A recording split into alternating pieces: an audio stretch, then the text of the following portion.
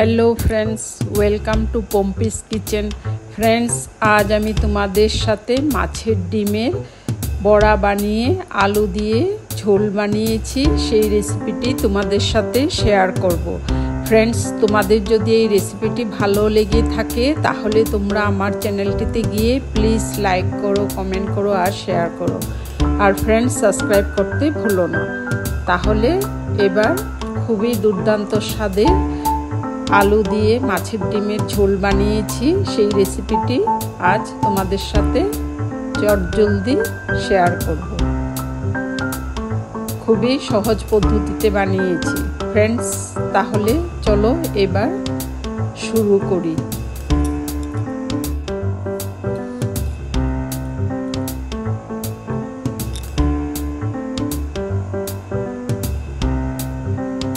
Friends, प्रथमे आमी एखाने माछेर डिम निয়েছি। डिमटा भालो करे धुए निয়েছি। ताते नुन, हलुद और सामान्य जिरे, सामान्य गरम मशला दिए आमी चाउलेर गुड़ा दिয়েছি।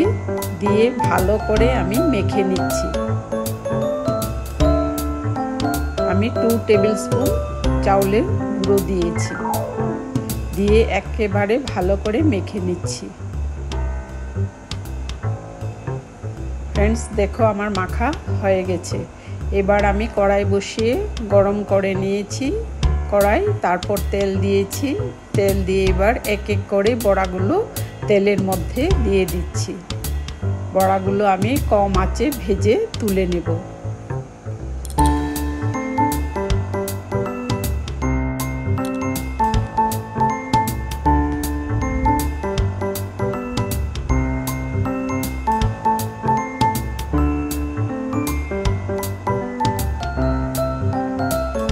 फ्रेंड्स, तुम्हादेर এই রেসিপি ভালো লেগে থাকলে তোমরা আমার চ্যানেলটিতে সাবস্ক্রাইব করে সব সময় তোমরা আমার পাশে থেকো।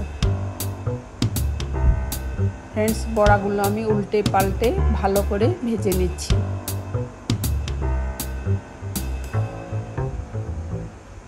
একটু লাল লাল করে ভাজছি। এবার আমি একটি মশলা তৈরি করছি।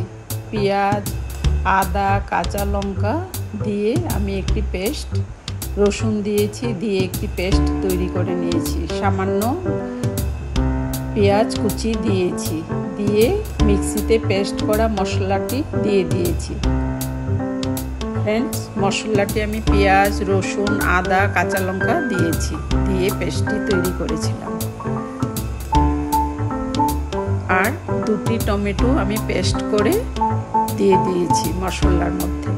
স্বাদ অনুযায়ী নুন দিয়েছি, হলুদ দিয়েছি, সামান্য জিরে গুঁড়ো আর সামান্য ধনে গুঁড়ো দিয়ে আমি মশলাটি ভালো করে ভেজে নিচ্ছি।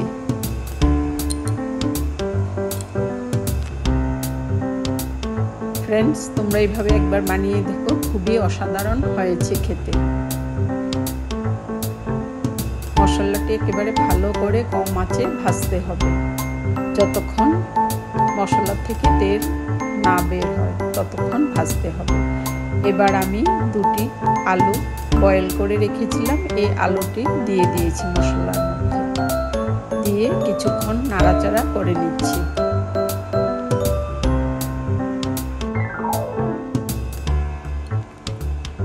फ्रेंड्स, এবার আমি 1/4 টেবিল স্পুন গরম মশলা দিয়েছি, দিয়ে আরও কিছুক্ষণ নাড়াচাড়া করে নিচ্ছি।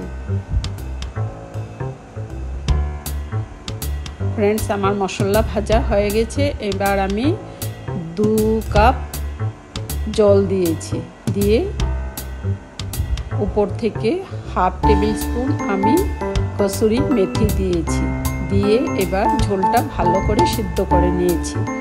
এবার আমার ভেজে রাখা মাছের ডিমের বড়াগুলো ঝোলের মধ্যে দিয়ে দিয়েছি, দিয়ে ঝোলের সাথে ভালো করে মিশিয়ে নিচ্ছি। फ्रेंड्स, আমার কাছে ধনেপাতা ছিল না। ধনেপাতা থাকলে উপর থেকে একটু ধনেপাতা কুচি দিয়ে দিলে আরও টেস্ট হয়। फ्रेंड्स,